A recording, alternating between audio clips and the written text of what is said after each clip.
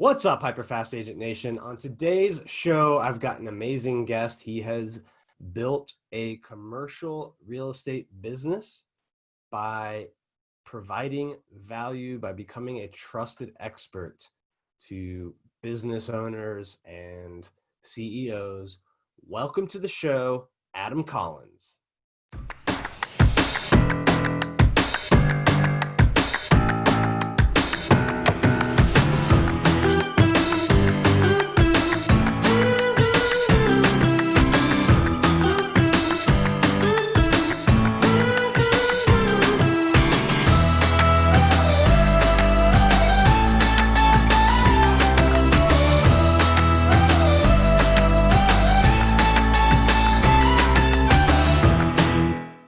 All right, welcome to the show, Adam. I'm super excited to have you on today.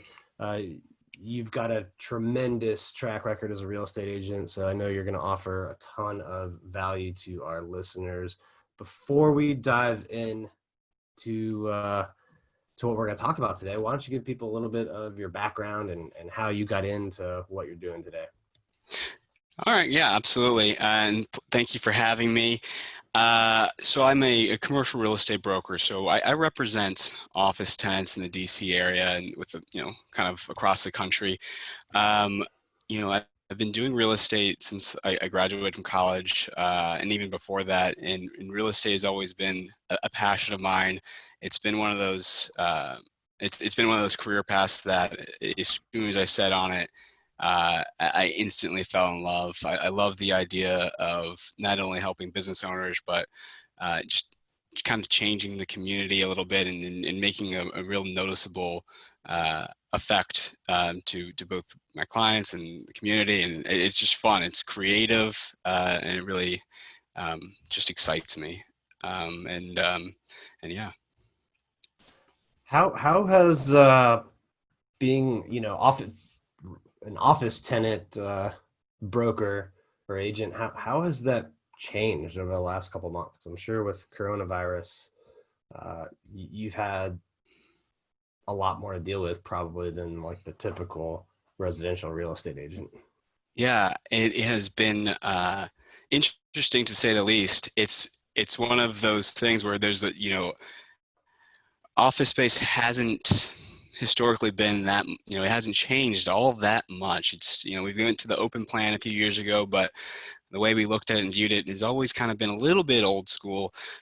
So it's been exciting the last 2 months or so, having a lot of conversations with different business leaders, both here in the DC area, throughout the country a little bit. Just talk about, what their view on office space is. Some people obviously are thinking, this whole work from home thing is going to stick around forever, and that's the true future, and that's where our workforce will lie. And then others are, we're talking about how do we capitalize on the market uncertainty to maybe fuel an expansion of their office space that otherwise maybe wasn't the right time, or how do we renegotiate rents, or how do we create more of a collaborative environment? That's kind of the middle of the road. Either people are thinking of expanding or downsizing or getting rid of their office completely, but then the middle of the road is, well, maybe it's somewhere in between, where we do have remote working as a really big part of our business, but also we have a collaboration space. I think that businesses will find that employees do want someplace to go into the office every day. And that's a big driver in company culture. It's actually the number 2 or 3 reason why employees are looking forward to get back to the office space is because of the socialization, right, with their coworkers. Not necessarily to be more productive in the office, but to get that interaction, and that interaction is collaborating on a project. It's mentorship, learning from some of the senior people in your company, and demonstrating your value, asking questions, and really growing as a professional. That's one of the reasons why I'm excited to get back, is to be around my coworkers and my teammates at my company, MGA. and to learn and grow from them and collaborate and come up with solutions to problems, just kind of on the fly. That's where I stand. I'm excited to get back to the office, but I certainly, I understand those organizations that are looking to reevaluate. Some are downsizing. Some are just changing the way that they work. Yeah, there's a lot of good stuff in all of what you just said. I think yes, more people work from home, but I think there's an element of culture and training and collaboration that's just a little different when you're on Zoom or you're at home or on the phone or Slack or Google Chat or whatever, right? So I think that middle ground is probably where a lot of people are going to end up, where maybe they let workers work from home more, but then they have certain days where people come in for collaboration, collaborative work, training, just team building. I think there is, humans, we're a social, like we're social people creatures. Yeah. Like we're not meant to be talking to a computer screen all day long. Mm-hmm. So I think people are going to want Yeah. to come into the office still. And Maybe don't get me maybe not wrong. as much, but Yeah. I don't think it's going away. And there's, I think the benefit of all this is we kind of see, how inefficient a lot of our life was. It's not just the commuting that's inefficient, but, meeting people, right? When I'm meeting with not necessarily a client or a prospect, but somebody else, either a friend or a referral partner or somebody that, I work closely with, we can do that on Zoom. We can catch up over coffee on Zoom. And I think that's actually going to be a large part of my business going forward, is to meet with these other centers of influence, attorneys, accountants, what have you, over the internet. So instead of getting in the car or on the metro to go meet somebody for an hour or so, I think that the video interaction is something that's going to be a large part of our organization, or sorry, my business going forward. It allows us to be just a little bit more efficient with our time. It doesn't replace the in-person interaction, but I think it's still useful to catch up with people via Zoom. Have you seen or been in talks where people that are looking at office space or landlords that are thinking about how to design it, where they're talking maybe about designs that would allow for more collaborative space, maybe less private offices, maybe more technology so that people in the building can more easily connect with people not in the building? Or are you seeing like those kind Yeah, of discussions take place? yeah, we're starting to see that. Architecture firms are starting to put out, different ways that, different floor plans, different styles, different strategies. Essentially, at our firm, we've got a workplace strategy team, and their dedication is to figure out the most efficient way to design the office space. I think that, there's, it's, the great thing about real estate is it's a one size fits one, right? So there's a lot of different ways, and it's to redesign an office space, to be more collaborative, or just any way that you're going to redesign it.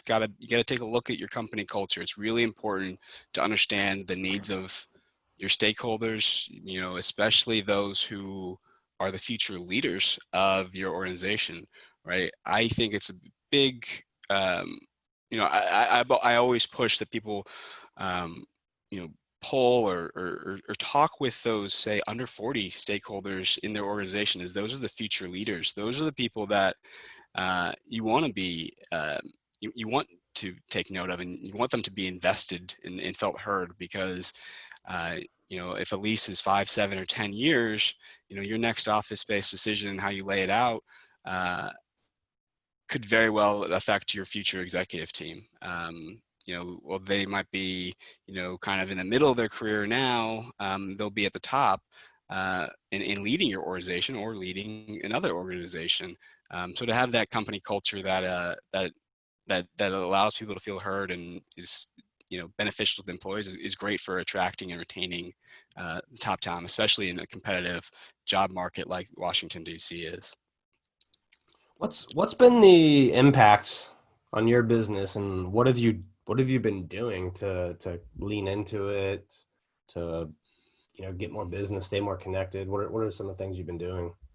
Yeah, I've really leaned into this. I think it's been, for me personally, a fantastic time, as there's so much to talk about.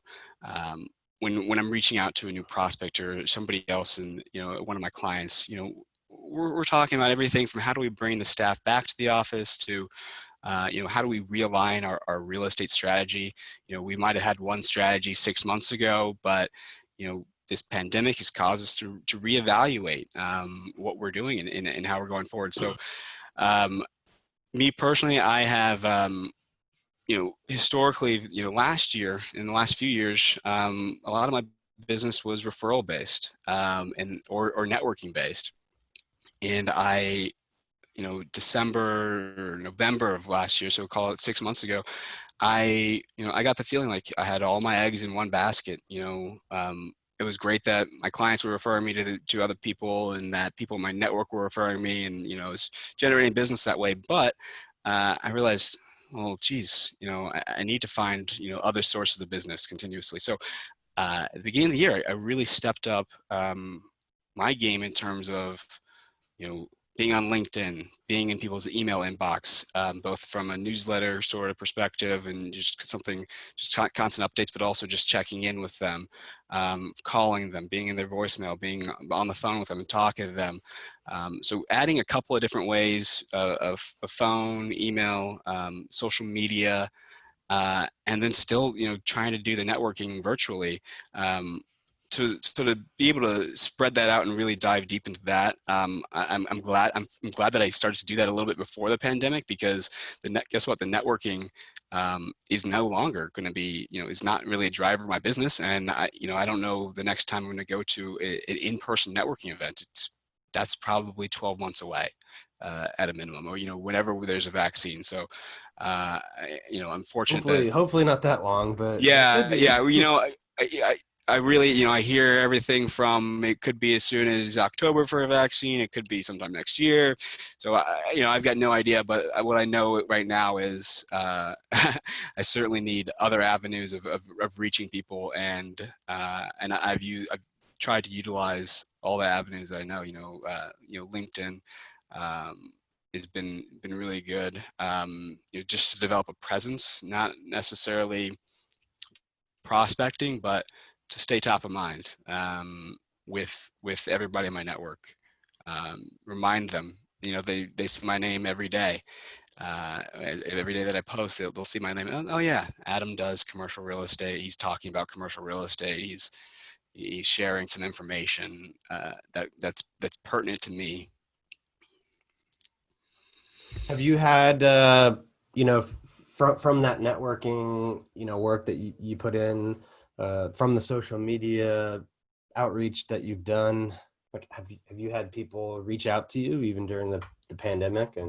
Yeah, And absolutely. So actually just yesterday, um, a CEO of a company called me. He and I met a year and a half ago or so at a networking event. We connected on LinkedIn, and he's been looking at my posts, and so he called me out of the blue, um, just to talk about real estate. It wasn't as though he necessarily needed my help with facilitating a transaction, but he wanted to get my opinion on real estate, and that's really my goal, is to be the guy that the leaders of our business community turn to when they have a thought or they have a question about their specific situation, or just in general, just to be one of those leaders of the industry, to be the first person to turn to. That's a goal of mine, is to be the first person that everybody turns to when they think about commercial real estate, and LinkedIn, I think, helps that.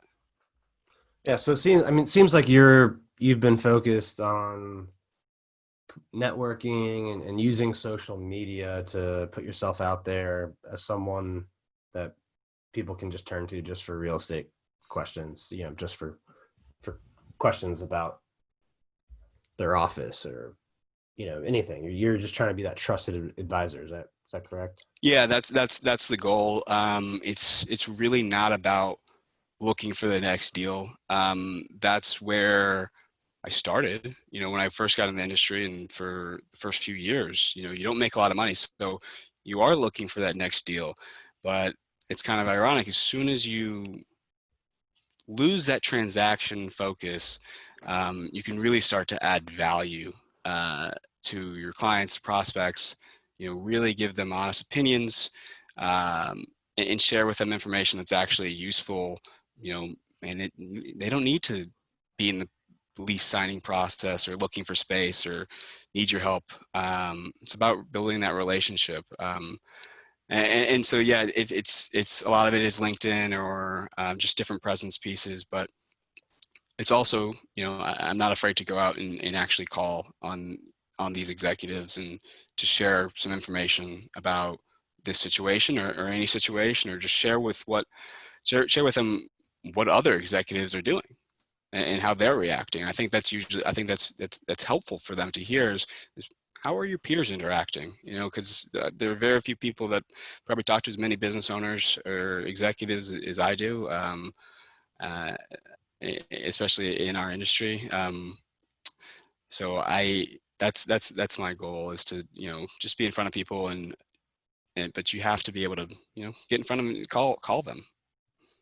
Yeah, I think there, it takes a lot of discipline and a lot of effort, but the rewards are very, very exponential. Like if you're able to put in time, you know, just putting out information, uh, asking questions, getting people's opinions, learning about their needs, and you're developing relationships, right? And not just seen as the guy who's looking for the next transaction. Like I think if you can do that, there's this huge long-term benefit, and too many people just maybe start down that path, but don't get immediate results, and you're not going to always get immediate results. This is a longer term strategy, right? So some people just quit too soon, but it seems like you've really mastered this in your space, this idea of putting out great information, putting out good content about commercial real estate, about office space, and this is led to these CEOs, business owners now, even in the midst of a pandemic, like reaching out to you for advice, right? And some of them probably you maybe are just nervous, don't know their next move, and you're one of the resources they use now. Yeah, and I would say I haven't mastered it, but it's one of those. Uh, it's constantly trial and error, trying to put out different content at different times. What resonates. That's the most important thing, is not necessarily what's important for me, but what's important for you to know. What's going on in the market, and how does that affect you specifically. Where the trend's going. What should you be concerned with? What are other people doing? That is kind of where the goal is. It's not about just selling like, hey, MGA is the best real estate firm, and constantly just posting that on LinkedIn. That's not necessarily what I'm there for. I'm there to share information, and try and be as much of a thought leader as I can. Where would you say supply and demand is now in your space? Like, has the supply of office space changed in the last few months? Has demand changed? Like, where are we headed with that kind of stuff? Well, I think that it might be a little bit early to know where exactly that's heading and where we're going, but I think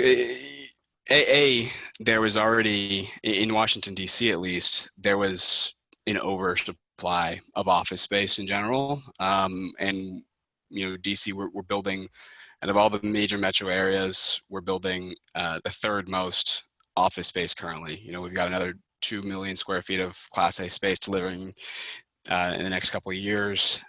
So there's already a bit of an oversupply. But the market was okay, much more tenant friendly, 6 months ago, and now it's even more tenant friendly, and I think it's poised to keep going that way as companies look to reduce expenses. Right, real estate is a number 2 expense for most organizations. Sometimes it's number 3. So wise organizations, yeah, of course you can try and cut labor costs. That puts a certain dent into it, but also looking at a real estate strategy. If you're looking to reduce expenses and your office space is no longer a priority or as much of a priority, or you're reducing your full-time employee count in the office, people are going to look to either the sublease market or to give back space to their landlords, which is going to create more supply, even more supply. And right now we're seeing pretty low velocity of leases being executed. So space is staying on the market. Again, it's only been a couple of months, so long-term wise, we're not sure what's exactly going to happen, but I would have to say that, I don't see how supply, how absorption increases. And then you look at co-working spaces too. Co-working space in DC signed 1.2 million square feet of leases last year. That's a lot of office space. Those organizations like the WeWorks and some of the other co-working providers are not in expansion mode. And in fact, they might be in contraction mode for, depending on which organization, where their financial footprint is. So they're not going to be taking up as much space as they did last year. Other office users are likely not expanding as aggressively as not as many organizations are expanding as aggressively as they had before. And hitting that pause button just means that space is going to sit on the market. It's going to become more of a tenant-friendly market. It's a great time for tenants, because landlords are going to try and sway them to come to their buildings. And that's something that we had seen in DC for the last few years, but it's probably going to be a trend throughout the country as well. Yeah, and I think when you have that scenario that you described, like unknown, future, like we don't know which direction it's going to go, potentially less demand. It pays to have put in the work, networking, putting out, useful content, because you're going to be positioned, if you have to pivot, better than the guy who has not developed those relationships. Like if you had spent the last year or two just focused on transactions, not relationships, not providing value, you're not going to have the same ability to make the pivot when it's required. Yeah, it's kind of like what do you do when the transactions stop, right? If you're focused solely on transactional work, how do you keep going when the transactions stop? You've got to focus your mindset to be more relationship based right now. And I don't know that I think a lot of salespeople in general kind of miss that, because they are looking for the next fee. And I totally understand that, because look, you got to put food on the table, and sales is not an easy job. I don't care if it's commercial, real estate, residential, or software sales, right? You've got, for some people, you've got a quota to meet, or you've got to make X number of cold calls, and you just got to get meetings. You got to get in front of people. You got to make the sales to provide what you think is your worth to the company. But really, I don't know that so many people want to be sold, especially right now. It's not about selling. It's not about selling your services. It's about helping others. It's about putting in the work to answer questions, be there as a sounding board, help try and figure out sometimes very complicated, very pricey problems for organizations. Yeah, I agree. The people that can provide the most value and do the most outreach to inform people of the value, and just how can I help? Like those are going to be the people that come out of this ahead in business. So sounds like you are well on your way to doing that. Before we wrap up, the show here, I want to do our HyperFast round if you're ready. Absolutely. Let's go. All right. So it's just a series of rapid fire questions and answers. First one, what's your biggest piece of advice for a new real estate agent or entrepreneur? Just keep pushing through. Take note of your little successes every day. Don't let those little failures continue to add up, especially if you're in a long-term industry like commercial real estate. It's going to take you 3 or 4 years before you really feel comfortable and you're starting to make some sort of money at all. So just keep pushing through. Keep your eye on the prize long term. What about an experienced agent or entrepreneur? What would you tell them? It's consistency. We all know what to do, but knowing isn't doing. We need, I think a lot of us, including myself, struggle with consistently doing what we need to do every single day, especially during the pandemic. A lot of people could be out golfing or playing video games, but if you consistently do what you're supposed to be doing and you know what you're supposed to be doing, you will succeed. All right, what is the biggest challenge you've ever had in business, and how did you overcome it? Biggest challenge I've ever had in business. That's a tough one. There's a lot of challenges in business. I think even more challenging than the biggest challenge is the lots of little challenges. The small rejections every day that add up. The first 2 years of cold calling and getting yelled at on the phone, or thinking that you're about to close the big deal, but then it doesn't go through because maybe you didn't know what you're doing. If something happened. I think those are probably more complicated and tougher to get through than even the one big challenge. All right, and last one, where do you see yourself in 5 years? Yeah, I mean, I think that I'm going to continue on the path that I'm on. I want to continue to be a resource. I think in 5 years, I hope to have a solid team of great commercial brokers working around me, which at MG I have, but more of a structured one, the Adam Collins team or something. Yeah, that's kind of where I see myself going, and just to continue, like I said, to be known as the guy when a business leader has a complicated problem. Where do you turn? And that's where I want to be. And so, for me, that means I need to keep continuously educating myself on everything in the business community around me, and knowing exactly what a CFO or a CEO might be concerned with. And the only way to do that is by educating myself, reading as much as I can, knowing what's going on in the markets, knowing what's going on in the government and around the country. Yeah, no, you got to put in the work on yourself if you want to grow and continue to improve and get bigger results. So I agree completely. Thanks for being on the show, Adam. If people want to connect with you, what are the best ways, either through social media or however you like to be contacted? How should they reach out and connect? Yeah, sure. Well, LinkedIn is a great place to start. Adam Collins on LinkedIn, I'll pop up. I guess give it my cell phone number if somebody wants to call me. Or is there like a show notes where you guys put that? Yeah, we can put it in show notes and in the YouTube description, all that. Sure. Well, if you want to call me, it's 520-850-6451. That's my cell phone number. So feel free to give me a ring or shoot me a text if anybody wants to talk. Especially new commercial agents or new agents or entrepreneurs in general. I've had a lot of up and down experiences and happy to share. All right, well, connect with Adam. Thank you for being on the show, and to everyone else watching and listening, thanks for tuning in, and I'll see you next time. Thank you very much.